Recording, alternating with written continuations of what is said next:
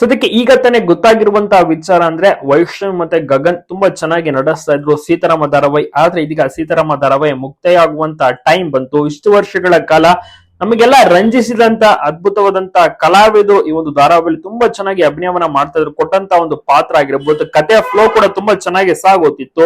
ಇದರಲ್ಲಿ ತುಂಬಾ ಅದ್ಭುತವಾಗಿ ಪುಟ್ಟ ಬಾಲನಟಿಯು ಕೂಡ ಅಷ್ಟೇನೆ ಸೂಪರ್ ಆಗಿ ರೀತು ಅವರು ಕೂಡ ನಟಿಸುತ್ತಿದ್ರು. ಅದ್ಭುತವಾಗಿ ಖುಷಿ ಪಾತ್ರವನ್ನ ಮಾಡ್ತಾ ಇದ್ರು. ಇನ್ನ ವೈಷ್ಣವಿ ಅವರು ಕೂಡ ಅಷ್ಟೇನೆ ಸೀತಾ ಪಾತ್ರ, ರಾಮ್ ಪಾತ್ರವನ್ನ ಗಗನ್ ತುಂಬಾ ಚೆನ್ನಾಗಿ ನಿಭಾಯಿಸ್ತಾ ಇದ್ರು. ಧಾರಾವಾಹಿಯ ಕೊನೆ ದಿವಸದ ಶೂಟಿಂಗ್ ಅದ್ಭುತವಾಗಿ ಗ್ರೂಪ್ ಫೋಟೋವನ್ನು ಕೂಡ ತೆಗೆಸ್ಕೊಂಡಿದ್ದಾರೆ. ಇನ್ನು ಮುಖ್ಯಮಂತ್ರಿ ಚಂದ್ರು ಅವರು ಹಿರಿಯ ಕಲಾವಿದ ಅವರು ಕೂಡ ತುಂಬಾ ಚೆನ್ನಾಗಿ ನಡೆಸಿದ್ರು. ದೊಡ್ಡ ತಾರಾ ಬಳಗವೇ ಒಂದು ಧಾರಾವಾಹಿಯಲ್ಲಿತ್ತು.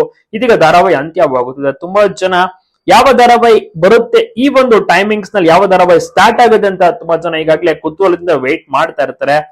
ಅದೇ ತಿಳಿದು ಬಂದಿರುವ ಹಾಗೆ ಕಿರಣ್ ರಾಜ್ ಮತ್ತೆ ಭವ್ಯ ಅಭಿನಯದ ಹೊಸ ಧಾರಾವಾಹಿ, ಅದುವೇ ಕರ್ಣ ಅಂತ ಧಾರಾವಾಹಿ ಇದೆಯಲ್ಲ, ಅದು ಸ್ಟಾರ್ಟ್ ಆಗ್ತಾ ಇದೆ.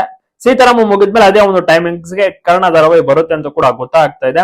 ಒಟ್ಟಿನಲ್ಲಿ ಸೀತಾರಾಮನ ತುಂಬಾ ಜನ ಮಿಸ್ ಮಾಡ್ಕೊಳ್ತಾರೆ. ಉತ್ತಮವಾದಂತಹ TRP ರೇಟಿಂಗ್ ಇತ್ತು. ವೈಷ್ಣವಿ ಅವರು ಕೂಡ ಅಷ್ಟೇನೆ ಸಿಕ್ಕಾಪಟ್ಟೆ ಸೂಪರ್ ಆಗಿ ಈ ಧಾರಾವಾಹಿಯಲ್ಲಿ ಮಿಂಚ್ತಾ ಇದ್ರು. ಗಗನ್ ಅವ್ರಿಗೂ ಕೂಡ ಒಂದು ಒಳ್ಳೆ ಆಫರ್ ಸಿಕ್ಕಿತ್ತು. ಕೊಟ್ಟಂತ ಪಾತ್ರವನ್ನು ಅಚ್ಚುಕಟ್ಟಾಗಿ ಇಬ್ರು ಕೂಡ ನಿಭಾಯಿಸ್ಕೊಂಡು ಹೋಗ್ತಾ ಇದ್ರು. ಧಾರಾವಾಹಿ ಯಾವತ್ತಿದ್ರು ಕೂಡ ಒಂದ್ಸತಿ ಮುಗಿಲೇಬೇಕಲ್ಲ. ಸೊ ಹೀಗಾಗಿ ಧಾರಾವಾಹಿಯನ್ನ ಮುಗಿಸುತ್ತಿದ್ದಾರೆ. ಕೊನೆಯ ದಿವಸದ ಶೂಟಿಂಗ್ ಅನ್ನು ಕೂಡ ನೋಡ್ತಾ ಇರಬಹುದು. ಗ್ರೂಪ್ ಫೋಟೋವನ್ನು ಕೂಡ ತೆಗೆಸ್ಕೊಂಡಿದ್ದಾರೆ.